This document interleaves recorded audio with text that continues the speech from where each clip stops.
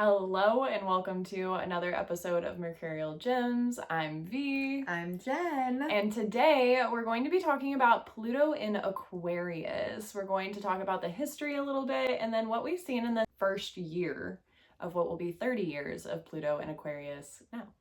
Yeah, so we have Pluto in Aquarius until 2044, and this is a continuation of our Pluto series. We've been diving in so deeply because it's really wild to be able to see the carryover of historic Pluto transits, some of the things that happened, and we've been really passionate about the fact that Pluto is a generational planet. There's things that we all deal with as a generation, and I really can see a rhythm and pattern not only of Pluto when it was in the sign previously in history, but I can also see a continuation of some of the karma and how it's linked and some of the themes and how it's linked. And we've been really passionate about this in terms of being able to have access to history in a bigger way. So some of this work has been documented, but not necessarily reviewed in this way. And I also think it's really nice to be able to share lived experience as we go. So we are currently living Pluto in Aquarius and being, a little over a year in. Yeah, only 29 more to go. Though, the world has been insane and crazy, and the history is kind of like this little sense of kind of hope in some ways, because you can see like from a broader perspective when you read the history, it's just like, a sentence or two. Living it is pretty intense, but then when you actually just like read it and realize like there is still evolution happening, it's just kind of overwhelming, because I think we're seeing what once was be really crashed down currently, which just feels like a lot. But this is definitely something you can tell happened in the history as Pluto was in Aquarius. Yeah, as we go through the video talking about the history and then applying it to today, we hope that this will bring some more hope and peace to you, and not as much as like I don't know, I feel like a lot of people don't like to do predictive astrology, but looking at historical astrology kind of just gives you like, okay, this is where they were at, but then look what happened after. Right.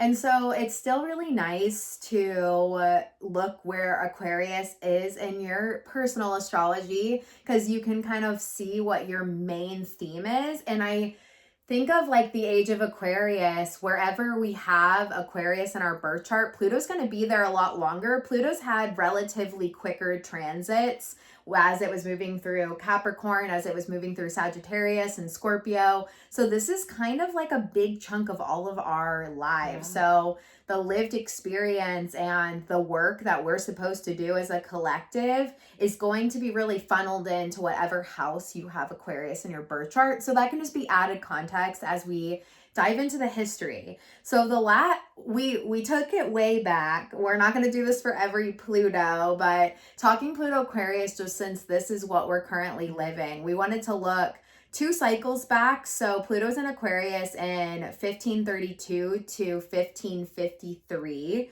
And a few of the themes that we wrote down that we saw was there was a lot of talk, because there was a big slave trade happening, and there was a lot of talk amongst the Europeans about the inherent rights of indigenous people. So this was the first time we were starting to see like, oh, why are we not just like making sure every human is safe? Some of this stuff is actually, when it's being seen and witnessed, is pretty jarring.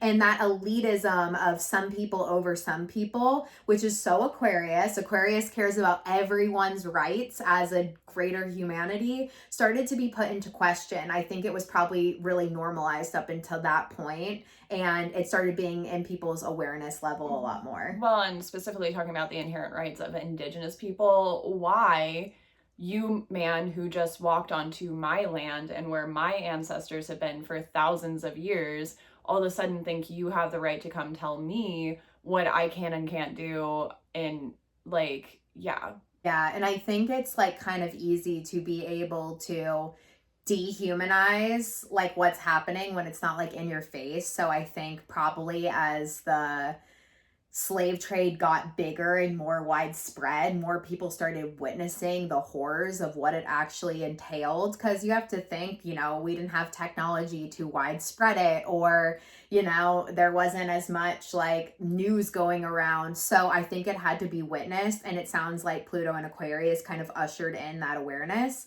The other thing that started happening was there was a lot of breakthrough between language and religion, and being able to like actually maintain the religion that you wanted, the belief systems you wanted, which also is inherently going into individual, like less individuality and more of like, in the greater scheme of humanity, if I want to believe something, someone else should be allowed to believe something too. I can't ask for that right for myself and then not allow that right to be present for somebody else. So I think those conversations, it seemed like, kind of got riled up in this last one. King Henry also broke from... hold on, before you're like going so fast. I'm totally ready to be present, but you gotta like give me a second if you're reading them.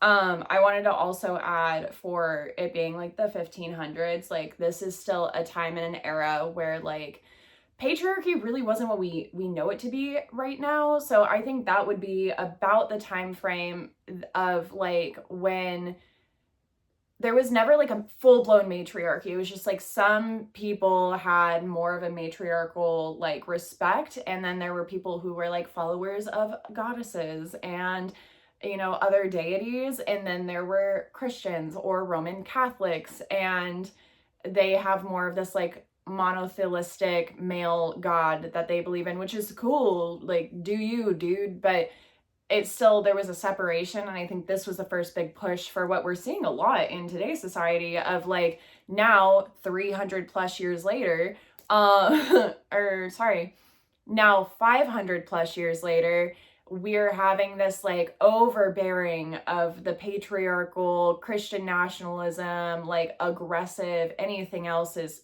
also seen as a threat. So it's just really interesting. Parallels, yeah. And then King Henry broke from the Roman Catholic Church, radically dismantling England's devotion to a particular doctrine. So that goes hand in hand. Yeah. And it also facilitated Protestant. It also facilitated Protestant reform, establishing the Church of England. So you're just starting to see themes of belief systems. And I think Aquarius ultimately craves for everyone to have their belief systems in their own sense of expression. But with Pluto, we always deal with the extremes of power and control play. So you can obviously see that there was this deeper push for exactly like you were saying, like some people were wanting to lead one way and to bring everyone else down that didn't think the way they did. So you can see this push and fight, and we are seeing the exact parallels to this, at this time. 500 years title. So then in 1543, Copernicus kind of kickstarted that scientific revolution when he published On the Revolutions of the Heavenly Spheres. So so obviously Aquarius is also innovation, right? And science is, I say all the time in our own personal spiritual practice, like science is a link to explain what we've always known. So I personally think that spirituality and STEM go together. And in the age of Aquarius, even 500 years ago, like having that, you know, you have the churches, some are trying to get people to just double down, this is the only right way. You have some that are like, no, we all should have our own opinions. And then you have the secret third innovative thing, which is like, guys, look at all of this. Like there's so much more than just this. Yeah, and remembering that Aquarius is an air sign. So even the fact that there was more discussion on higher perspective, on higher the sky. ways. Yeah, and Uranus is connected to astrology, astronomy, the sky in general. So this also just like checks and makes sense to the energy. So then we'll flash forward to the next Pluto Aquarius, which was 1778 to 1797. It really starts to show even more of an evolution from the original one. We have the French Revolution that began as a women's march. In today's times, like this is the last time Pluto's in Aquarius to now. And like, oh my gosh, we will talk about what is currently happening, but the parallels could not be more. The Revolutionary War was also declared over the Treaty of Paris, so people were craving that their individuality was allowed space to breathe. They didn't want to have to conform, and so it led to a huge revolution. We the people, not we the billionaires. Right. Sorry, it was probably only millionaires back then. Yeah. And then it's also considered the period that was the Age of Enlightenment. There was a flourishing of social scientists, individual rights, humanistic morality. So we're also seeing, just once again, that perspective zooming out did end up being a part of this time period. I also would like to tack on here, 1776 is like the start of like America, right? So we are still, at this point, America is just in its fetal stages. And then to see, here we are 250-ish years later, having quite the humbling return of Pluto Aquarius. I think right now in this first year, it feels very unrestful, but just knowing how we even got to like the Declaration of Independence, I'm not great with US history, so I don't remember exactly when that was signed. It was 1776. Was it? Okay. I just know in Hamilton they start that 1776. It's like keeps popping in my head. Mm-hmm. But yeah. The United States is a Pluto Capricorn, like final degree. So yeah, well, final degree this. So anyway, it was just like the first few years, it was a little messy. I mean, I don't think we were really prepared to become a nation.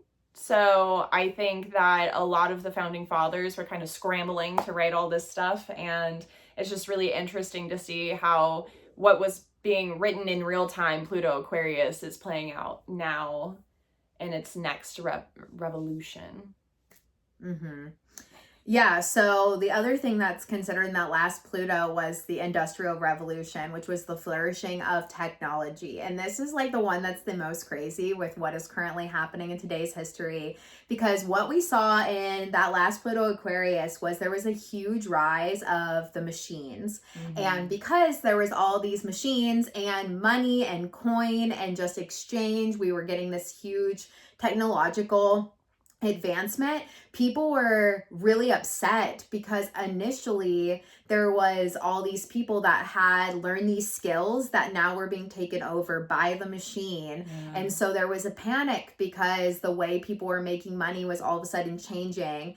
And even though there was a pro to it, because some of the labor was really too much on the human body. There was probably so many injuries. Yeah. I was telling V, like, I even witnessed this working in West Virginia, like seeing the generations of people that had worked in the mining industry and having just like terrible health problems from it, but then being so upset that things were being taken over and replaced and they weren't needing the people in the same way they once were.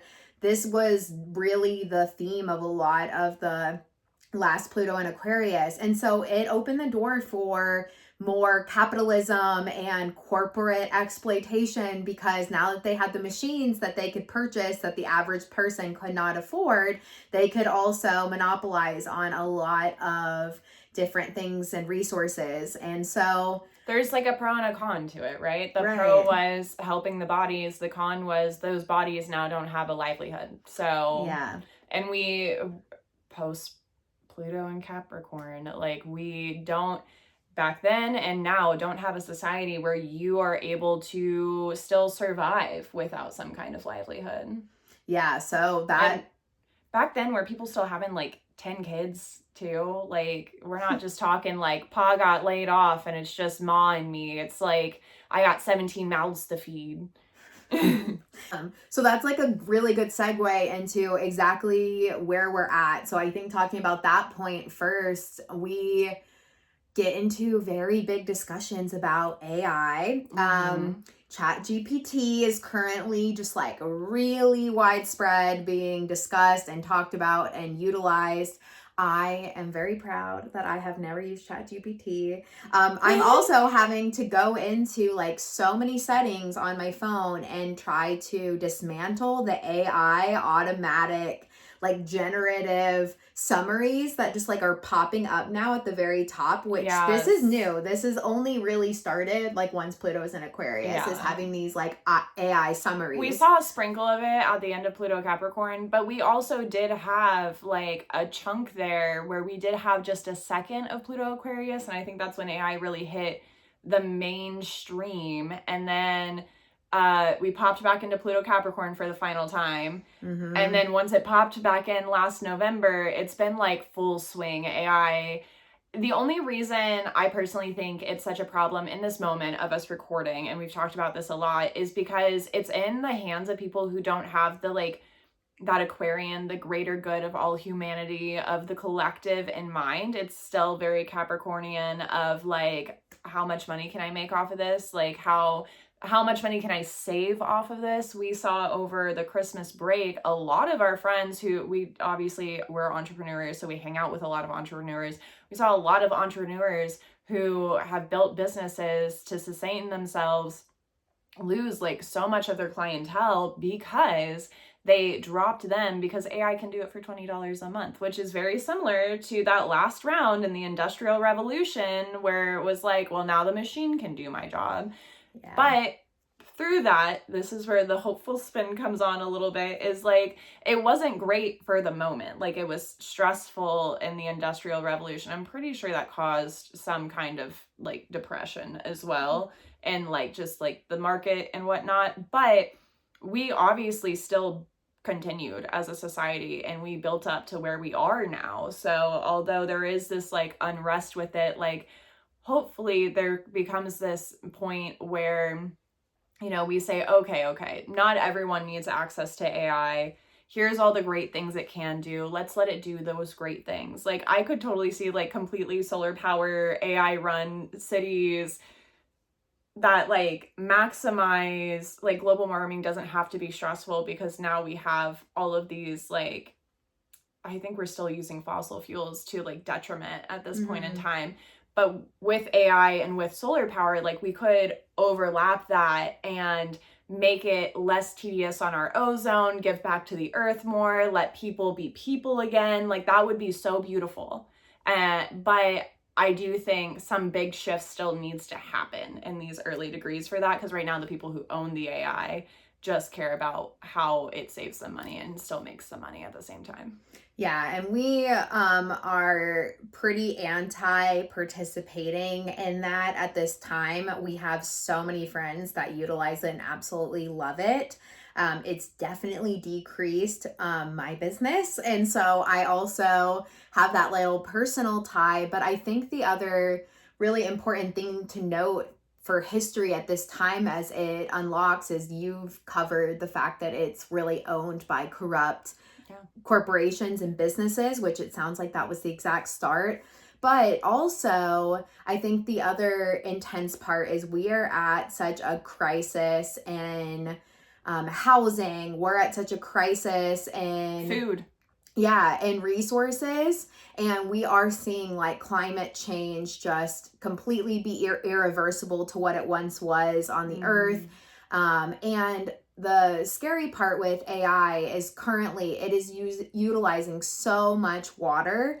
The resource is being completely overused, and it's terrifying because what is happening is not only is it using a lot of our resources, but where they are putting the AI data centers at this time is neighborhoods where they already have been struggling. They're popping these up in these areas that are already a little more rural, already struggling with resources. And so it's just like another form of exploitation to pop these data centers in towns that have already been struggling. And now people are starting to realize that their water is coming out brown. They are actually seeing the effects in the food that surrounds them, the resources, and they're right now currently like calling out for major help because you really can't fight these big systems as an individual. You can't, demands that they take care of you, and they're putting these centers all over the place in really troubled areas that were already barely struggling to keep up. And so I think that's so disturbing as we don't have much like legal oversight on some of this AI stuff. These companies have so much money. We have discussed this a lot in our videos that the wage gap is currently like worse than it's ever been. And so because they have the resources, they don't have to necessarily care about these legal proceedings or trying to make them more ethical and trying to make sure that the groups that are around have access to clean water. And so every time there's a participation in chat GPT and AI as it is right now, it's just kind of fueling this bigger monster until, like V said, we demand there to be some justice for the people that are being exploited by this very thing. There needs to be cleaner access to energy that is running it, and let that be maybe a smaller trickle into where AI is utilized than the average household. And what we're also seeing is this really big increase in AI tracking, face recognition. It's being used in algorithms to be able to fine tune what information goes out to the public and which information stays in. And a lot of the people at the top of these systems do not have, they are very biased in their religion and belief systems. They are definitely turning down the algorithms for people that talk, against it or talk in a way that's just like craving for it to be different. They can then mute your voice. And so I think we're seeing censorship in a way that it has never been before. Like even our videos talking about this post a little bit of danger with how they can track now, thanks to AI. They can track us, like really easily scan all the videos, scan all the posts, and find out who's talking about what, and then choose what goes out to the mass public. So in this current time in history, we're very nervous about our voice and our belief systems and our stuff being able to be heard and utilized. And it's very crazy to be queer and neurodivergent and have these like niche sort of what's the word, groups marginalized. So to be a part of some of the marginalized groups that historically have been silenced, and then to watch AI be able to kind of facilitate this new form of muting voices in a way that we also, that's how we found our people and found our voice and built our business. So you can kind of see just in like a personal front how we probably sound like a lot of people that were ranting about the machines like back in the day, but there is definitely oversight and fear. And I also want to touch on, you were talking about like the water usage, and I don't think people know enough that like this isn't like, oh, well, you can just, once the water, they're using fresh, clean water to basically keep these supercomputers nice and cool, because if the computers overheat, then they won't function. So the water cooling system is the most efficient, fast way for them to immediately cool off all of these supercomputers that they have in these data centers. And the thing is once that water runs through a system, we can't just put it through a filter and put it back out into the public. Like that water is now no longer able to be drank ever, period, done. And I think that's where like a lot of people don't understand with the whole, like it uses this much water. And the thing is once they, ruin climate, not climate control, but like once they ruin the ecosystem, we have no fresh water. We can't plant crops because again, there's no fresh water. We can't use that water to water our crops. It's going to cause other issues. Then we will have to be reliant on them in whatever systems they want. So like if they want to give us like water resource cards and you can only get X amount of resource, like that's where rations would come in and stuff. So like I don't want to sound like fear mongering, and like Jen said, I know we sound a lot like the beginning of the Industrial Revolution, but I also think there's like a lack of education point, which is why I at least talk about AI the way I do. Because the thing is Jen's very proudly never used AI. I was using AI before it was hit public because I was in the tech industry. So I've learned a lot about AI and I know how it works from within. I can see the pros in it. I can see how if it was in the right hands, it could be so fucking beautiful. But I also see how much destruction it's already caused only having 1 year of full access to like everybody having access to AI relentlessly. Like everything has AI in it. Like Jenn hasn't actively went on ChatGPT and used AI, but like she said, like we can't even barely put questions into browsers or ask even social media without AI being the one to be answering us versus just the regular search engine. So it's kind of becoming like you can't even avoid it, to be honest. And the reason we all just need to be aware of it is because like we hold the power. If we don't use it, then they're not making their money. They can't take all of that water resource away. Yeah, and while we're starting to see it roll out, we need to demand for there to be better, there needs to be some boundaries on it, like really fast and quick. That's it. And we need to make demands for, if we are going to start rolling this out, what is the plan for water? Like they're doing it very carelessly. We already were seeing drops in like the Colorado River in places where water access was already getting more sparse. And that was before the rollout of AI. So it's a really scary time with all of the factors at hand. It's not that AI is like the sole hand in it all, but we were already having climate issues prior to this. And I just want people to know that like through the amount of AI searches and whatnot last year, AI used more clean water resources than all of the water companies that bottled water last year. Like, think about that. That's their whole sole purpose, is to put fresh water into a bottle, and AI used more than that. And I think another point to discuss on top of that, which is like obviously I think the biggest and most important, is also the fact that, we're hearing terms, this is for the history books, of like train your AI, like know how to say the right things to AI so it will give you more accurate information. But the other side of it is, whoever is in charge of actually creating these branches of AI can still put filters over the AI that no matter what is said, looked into, trained, it can still control the information in certain ways. You may have a lot of access, but you don't have that back end. And that back end is something completely different. And so you have to look at the owners of these companies. And unfortunately, right now, it's not great. And it's not people that want the greater good of humanity. And so even though it seems like we have so many friends that are so happy with what they've learned and have been able to piece these big things together, and it's been able to help them in their mental health and knowing like which things to do. Like I've heard so many people just like really, really love it. But it's terrifying when you actually realize what system you're fueling, I think, with the current just oversight.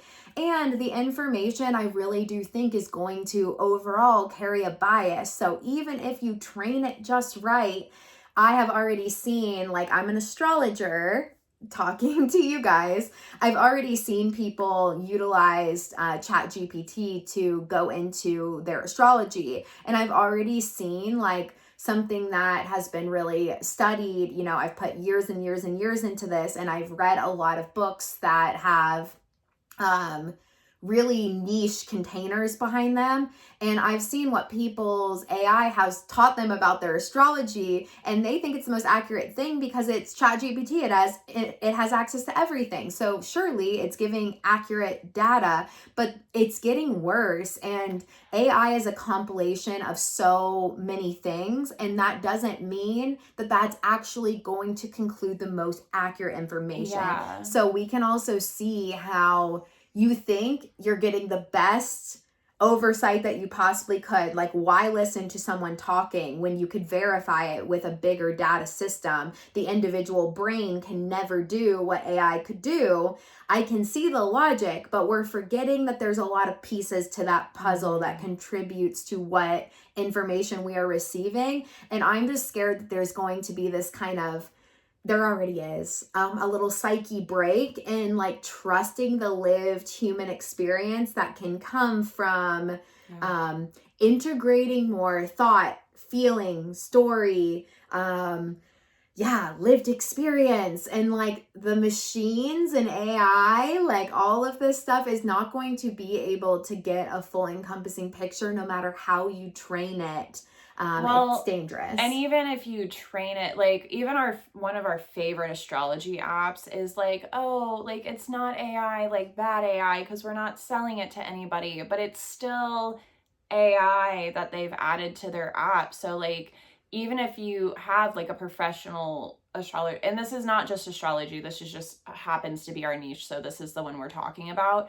But even if you are a professional astrologer and you've spent years putting everything into this AI for your public, your general public to be able to use, every time they ask a question, every time it generates an answer, you're using the equivalent of 1 tree's worth of oxygen and 3 water bottles worth of water. Like it doesn't, there's no ethical consumption at this moment, regardless of if you're selling data to a third party, which is the other thing. Everything that you put into ChatGPT, everything that you post on TikTok as of tomorrow, and it's already started on any of the Meta platforms too. A lot of that, like even if you just make a public post, has nothing to do with AI.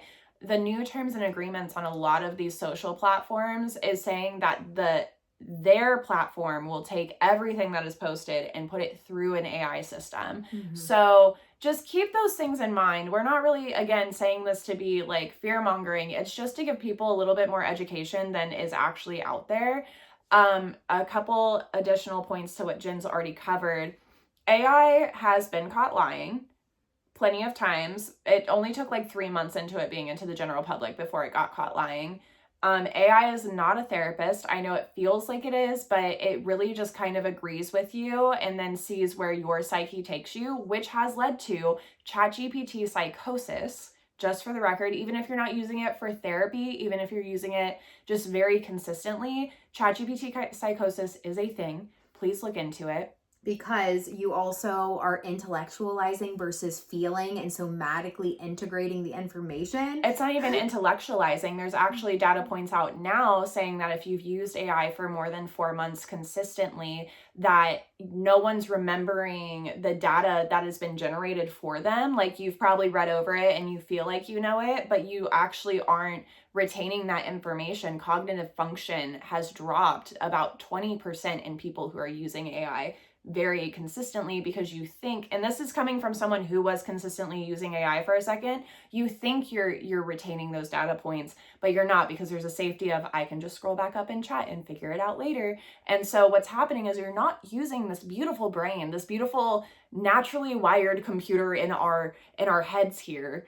And so if you don't use it, it's a muscle. You don't use it, you lose it. So those are just some bigger things. The somatic release is also a very important thing too. Like we aren't meant to just be intellectual. I know Aquarius loves to be intellectual, but we're also meant to move through things. We're meant to feel through things. And sometimes we're just meant not to have the answer at our fingertip at every given second. Yeah, it's power and control essence. Remember, Pluto's going to show us the extremes. Especially Pluto Scorpio. This is our square. Yeah, and the feeling side of it is when you're engaging in conversation with someone else, you're feeling into their energy, you're feeling into the exchange of connection, you're feeling into the feelings that are existing between two people to bridge connection and communication. That is what is missing in regular chat GPT conversations, regardless of maybe what it seems in the moment. Yeah, and then also in the age of Aquarius, outside of AI, because AI, I think, is a huge component, which is why we wanted to take a good time to talk about it. But there's a few other things that are happening right now that are already mirroring what we talked about in our historical section. And I'm sure you kind of already caught it if you are just aware of what's happening in the world. But, we talked about how there were a lot of revolutions sparked during Age of Aquarius. Not just America, but pretty much every single place on Earth right now. The government systems are So really oppressive and starting to have to answer to the people. There's a big unrest happening. Honestly, in my humble opinion, I do believe World War III has begun, but no one wants to call it what it is. And I don't say that to be like rude, but like we started off 2026 in America kidnapping a president who doesn't actually like have the charges that they say they have. We're at this current moment attacking Greenland is like they've told their citizens to like prepare for invasion, you know, and that's just America. Unfortunately, because we are so censored, I don't have a huge knowing of everything else. I know Iran is going through a huge revolution right now. As per usual, France is having some kind of revolution happening right now. Shout out to the French. They really always be doing the work during these times. It's just a bunch of groups of people really saying no more to these oppressive systems, which is very Aquarian. Like, it's gone too far. The collective is dying. Yeah. It's not about 2 people or just 2% of people. It is about the wholeness, and this is all of our Earth. And just like we talked about with the slave trade, honestly, ICE is really, really like racially profiling people, just attacking them on the streets. We have such a containment of a huge like chunk of our population just being put into these centers. It's the most disturbing thing. And I will say, in like the evolution of astrology, we have technology to be able to at least witness and see and mass spread what is happening. We aren't really nearly seeing enough fight power forward to actually dismantle and stop it. I think there's a lot of people trying. The marches continue to grow and how big they have been. But what is happening is, because it is, you know, you could be completely unplugged from technology and be like, oh yeah, people shouldn't be illegal. Like, of course, that's beautiful that the nation is providing support to help make sure that we're following the law in like in an objective way. It can sound fine, and maybe like, yeah, people that are ignorant to what's actually happening, they could, you know, digest that and think it's completely okay. What we are witnessing thanks to technology is seeing how horrific it is, how they are not just selecting people that are illegal. And even if you are illegal, you don't deserve to be tortured and put into facilities where then no one can find you. You are completely being ripped away from your family. Like, we forget that we are on a planet that these rules don't come with the planet. We get to make and establish. Fucking white man making it up, if I'm being completely honest. Yeah. But to also tag on to your point, yes, we live in the age of internet, but as we talked about the AI, this is not a time where you see one video and you take that as fact and take that as, because AI videos are getting disgustingly good and it's becoming harder and harder to differentiate, especially if you're someone who's kind of like half dissociated as you're scrolling. For example, the Renee Good thing that happened a few weeks ago as we record this, within minutes of the incident happening, they had already taken the videos and put through AI images where it looked like almost there was a drone right above the car, and started producing these images and putting them out there to be able to control the narrative of what had just happened. And then over the next few days, as the entire crowd that was recording had put out their videos and you saw everything, it was easier to see, okay, no, this is the fact of the situation. Even if you're someone who's like not normal, I think we've gotten really used to not having to back up what we see. Yeah. So, yes, we are in a time where you can see all of those things. As of tomorrow, at least TikTok for sure is like, and honestly, most of our news sources and most of our social media sources are run by people who want you to think one particular way, and they all agree in that one particular way of thinking. So just know to dig a little deeper. Yeah. Is all I'm saying. Like, yes, information's out there. You should go seek it out. But go seek it out. If you see something before you post and just start regurgitating it, at least go find 3 reliable resources is usually my thing. Sometimes I've seen something and I'll tell Jen, I saw this thing, but I didn't fact check it. Yeah. Like, at least if you're not going to go the extra mile, be like, I did see this thing, but I'm not really sure why it's so different than the other thing. Yeah, because the other thing that's happening is people are recording information. It's holding accuracy. It is getting widespread. And then there's a whole other side of humanity saying, they're making it up and it's AI. So like it's crazy right now to be in this first year and have these debates where even accurate videos people will say are AI, and then videos that are being seen as accurate are AI. And so we're having to do these like really extra digs, and I find it so fascinating that, you know, I do think we are anticipating this getting a lot worse, that the things that we talk about have already been censored, but we also are very fearful that, you know, ICE is getting access to social media accounts now. They're getting access to being able to hack into phones They can see all of your Ring camera footage. If you have Ring, and there's another one, you should look it up. If you are someone who has security footage, that they're working with, they have a contract with ICE, so they can then start using your camera footage, whether you've consented to it or not, and searching through and seeing like who's drove through your neighborhood. Yeah.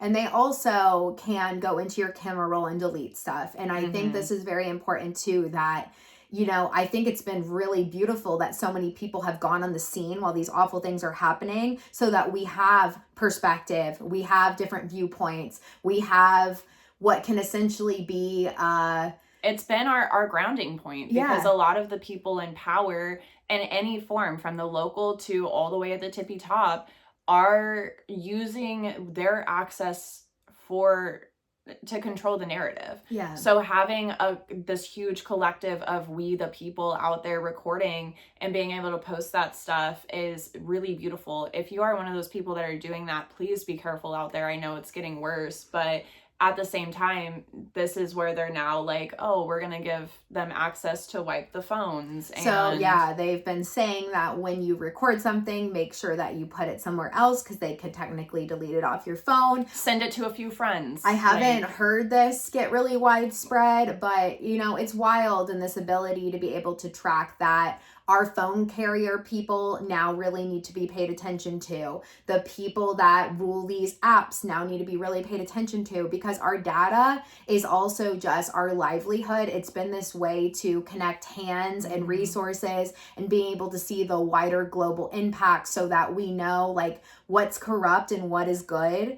And I think that's been so beautiful. And yet now we're starting to see that Plutonian power and control struggle within it, and what they can do and how violent it can get. And our voice is being muted, as I've said. So yeah, these are some of the big themes that are coming up. We obviously can definitely give updates as we go in through the years. Like this Pluto series is something we are very passionate about. And, you know, I think if we look to the history, we can also study like where Pluto morphed from Aquarius into Pisces. So we'll definitely be doing a video on that to kind of talk about the transition between those two worlds. We'll definitely be coming back to Pluto Aquarius quite a bit more. We still have our Pluto Libra and our Pluto Sagittarius that is on its way. But in between those, we'll definitely be circling back here. I think it's worth talking about where Pluto and Aquarius is hitting every house for people, depending on what your Pluto is, like especially our Pluto Leo generation, who's having a Pluto opposition, which is very rare.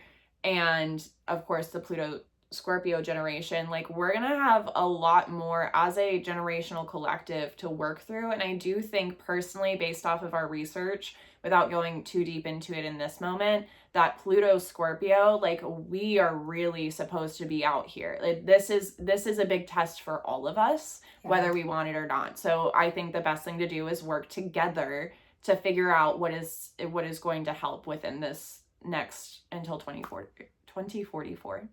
Yeah, and I think we'll end on a final note of just sharing like our own house placements, because I think that this could be just like nice to kind of start with and have like an anchor. So Pluto is in my sixth house. Sixth house is where I have Aquarius. I'm a Virgo rising, and I actually find it very interesting. I was born in 1992, and actually my peers all were born with Saturn in Aquarius. So we actually already kind of saw some of the themes of Aquarius through, you know, Saturn and Pluto share some of the kind of shadowy undertones of having to do big work to move forward and to understand how to not fall into shadow behavior of a sign, but to have to lean into more of a higher expression through lessons and tribulations and troubles, and like having to evolve through hardship. And, you know, I think for me,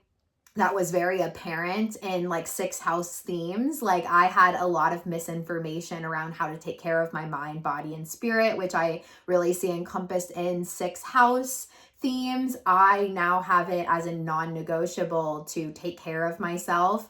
I will say it's been so much harder to take care of myself since Pluto has been in Aquarius, because I mean, my mental health has been really heavy with everything happening, all the pushing of fear. I've had to create different boundaries around how much news and information to take in to make sure that I don't like completely lose my mind. I also find it very interesting that I've thought about it in this way, that I spent all this time getting my autism diagnosis and to like find professional help for my diagnoses.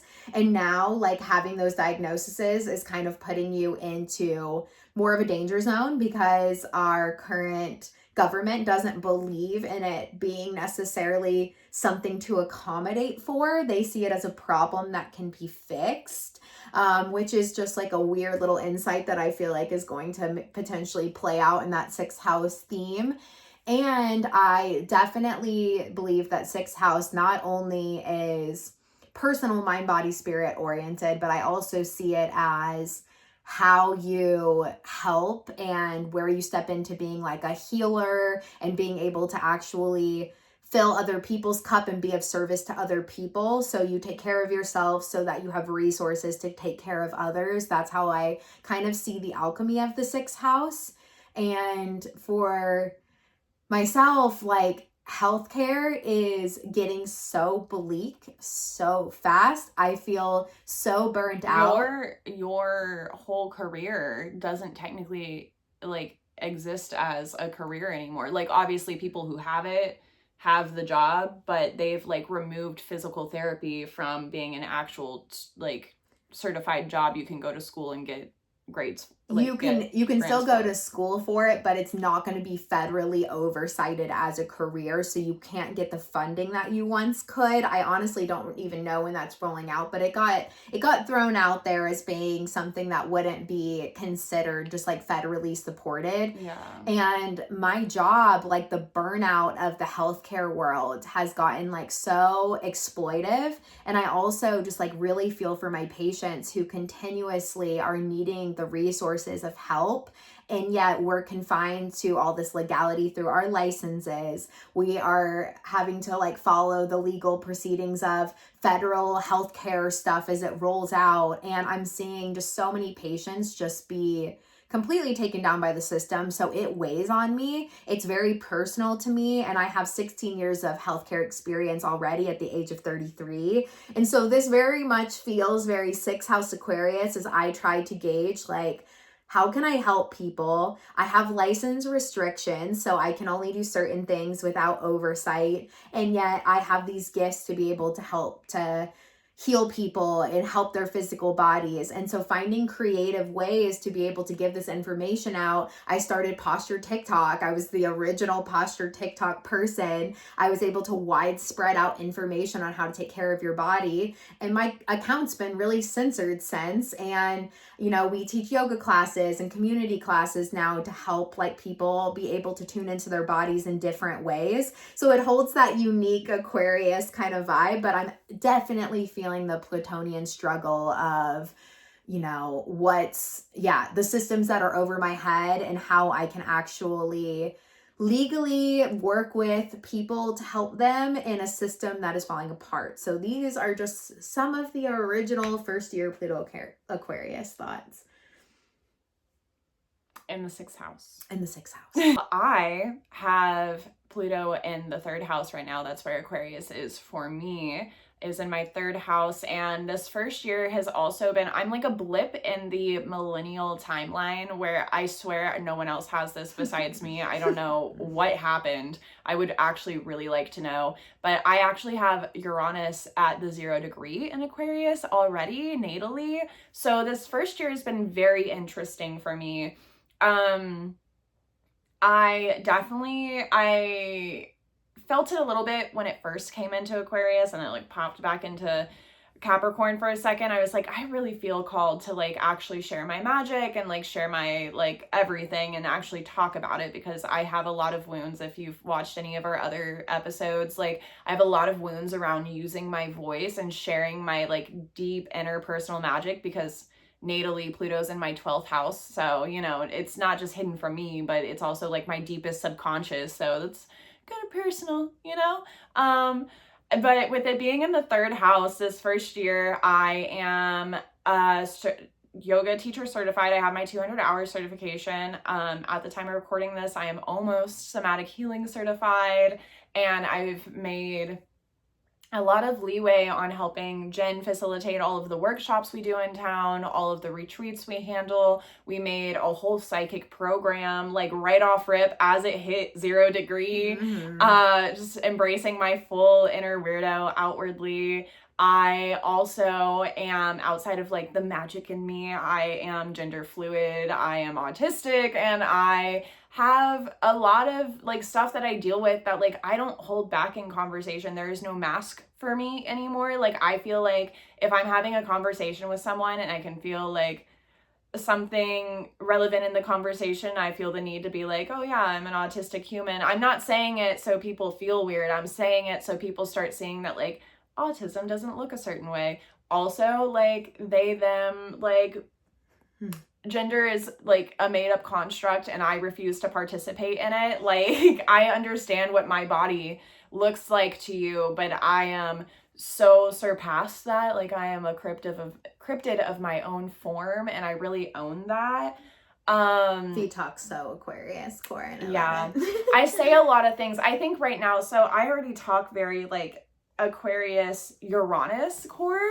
I think with Pluto being there, it's gotten a little darker, just like a little more outwardly dark. Like those thoughts have always been on the inside, but now they're like, boop. And now I've said it out loud, and I don't really realize I say it out loud until Jen looks at me, and then I'm like, yeah. I don't, like, I'm not necessarily embarrassed by it. Like I said it, I felt the need to say it, but there's just like a part of me that, like, I mean, even looking back on this vlog or this video that we are creating now, like I want people to have the information, whether it's dark or not, to know how to make educated decisions moving forward. And like that passion within me is so huge. We actually were talking about this like last week or so, because I have like such a like a fact check trigger almost right now, where it's like, oh, hold on, that's not like the exact right, like you're like half, that's like 80% of the information, but you're missing 20%. And I think that 20% is important. So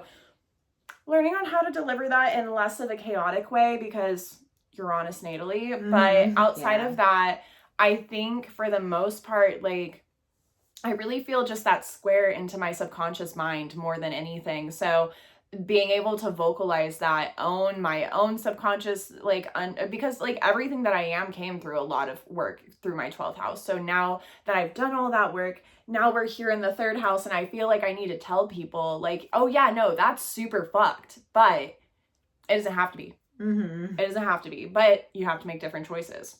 And that is my gift to all of you till 2044. And then who knows who I'll be by then, because I'll have said so many things.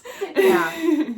So this is just our initial Pluto Aquarius analysis. We would love to hear any thoughts that come to mind. And I know for some, we have a lot of our friends that have kids that are going to have that natal Pluto Aquarius. So it'll be very interesting to watch history unfold.